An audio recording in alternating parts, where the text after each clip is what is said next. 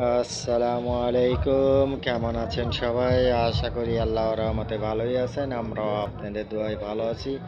এখন যে ভিডিওটি দেখাবো, গালিমপুর মেলার মাটির তৈরি কি সুন্দর সুন্দর জিনিসগুলো দেখে ভাবলাম একটু ভিডিও করে আপনাদের মাঝে শেয়ার করি, তাই ভিডিওটি করলাম। চলেন সম্পূর্ণ ভিডিওটি দেখে আসি।